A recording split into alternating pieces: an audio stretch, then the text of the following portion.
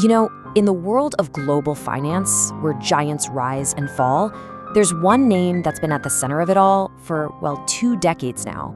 He's the guy presidents call when a crisis hits, the man who built a financial fortress, and maybe Wall Street's most talked about figure. But to really get a handle on Jamie Dimon, the so-called last man standing, you've got to hear it in his own words. So get this. That's what Jamie Dimon said when 300,000 of his own employees signed a petition fighting his mandate to get back to the office. It's blunt, it's confrontational, it is classic Dimon. Now, he did later apologize for the language, but, and this is the key part, not for the sentiment.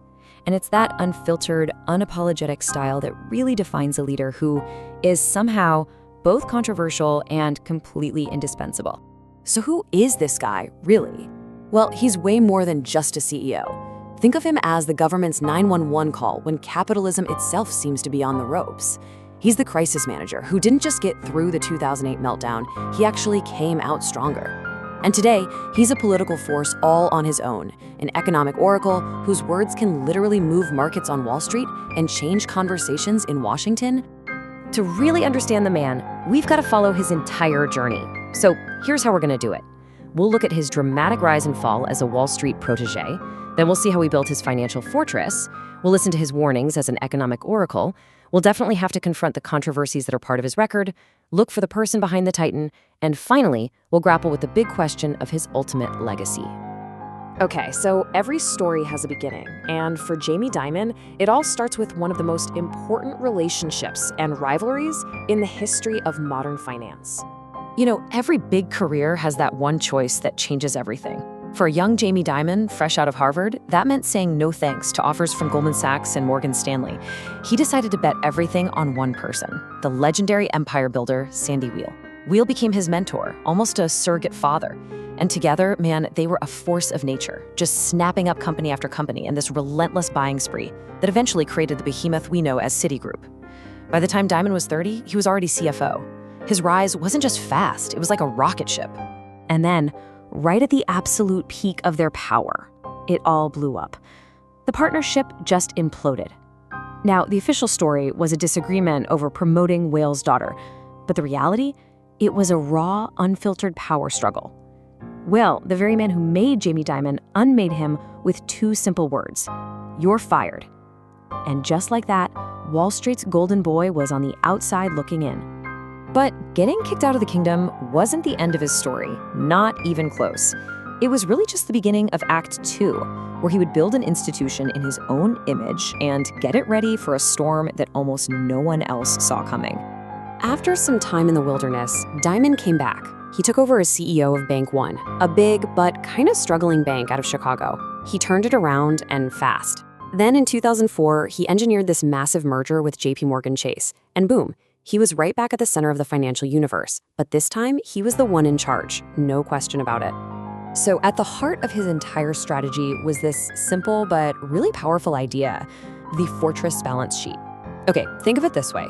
While all his rivals were out there chasing crazy, risky profits during the boom years, Dimon was prepping for a bust. He was stockpiling cash, insisting on this huge financial cushion. A lot of people called him way too cautious, but Dimon just said he was preparing for a hurricane. And he was right. And here's what that philosophy looks like in the real world. I mean, look at this. While the rest of the financial world was crumbling after 2008, JP Morgan didn't just survive, it basically conquered.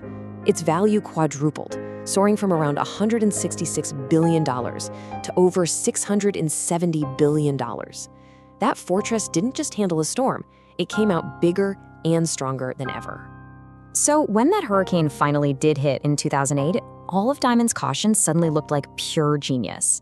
As legendary firms like Lehman Brothers just vanished and others were begging for bailouts, JP Morgan was so stable that the US government actually asked it to be the rescuer. They asked him to buy the failing Bear Stearns and Washington Mutual just to stop the bleeding. Jamie Dimon had become the last man standing. So having proven he can navigate a crisis better than pretty much anyone, Dimon has now taken on this new role. He's become the Oracle of Wall Street. And his warnings about what's coming next for the economy, well, people tend to listen. This is the number that seems to keep Jamie Dimon up at night. $38.4 trillion. That is the U.S. national debt right now, a number he just bluntly says is not sustainable. He's warning that we simply can't keep borrowing like this without some pretty severe consequences down the road. He has this great way of describing these threats as these giant tectonic plates just grinding against each other. So first, you've got the government borrowing a ton of money at home. Second, you have all this rising instability and conflict abroad. And finally, you've got this stubborn inflation that he argues is a direct result of all that spending. He really believes these forces are all pushing towards some kind of breaking point. And here's the bottom line. Daimon looks around and sees a whole lot of people who are just too relaxed. While a lot of the market is pricing in this perfect soft landing for the economy, he's warning that the fall could be a lot harder. To him, this mix of debt, inflation, and global chaos, it feels a little too familiar. It's a dangerous echo of that blind optimism we all saw right before the 2008 crash. But for all his success and his ability to see around corners, Daimon's time at the top has not been perfect, not by a long shot. His immense power and pay have been matched by some pretty significant problems. Okay, let's just talk about the pay. Daimon's 2025 compensation was a staggering $43 million. And critics, they point to this as a symbol of corporate greed run wild. The board, on the other hand, says, hey, look at the results. They point to the bank's amazing performance and, of course, that fortress balance sheet, basically arguing his leadership has created incredible value for everyone who owns the stock.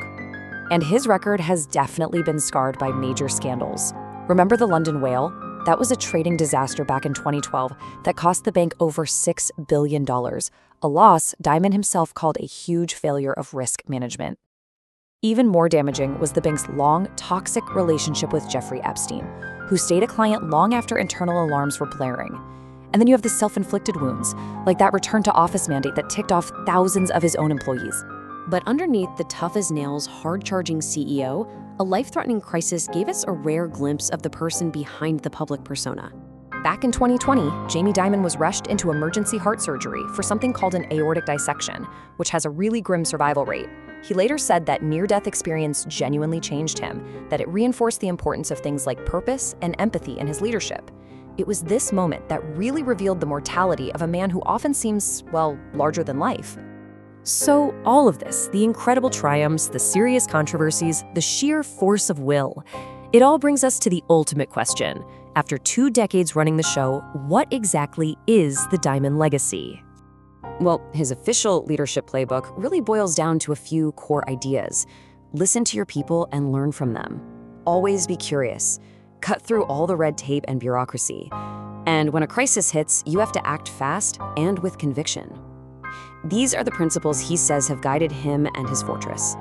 And that brings us to our final big thought. Is Jamie Dimon the ultimate crisis manager, the one indispensable leader who has repeatedly saved the financial system from itself?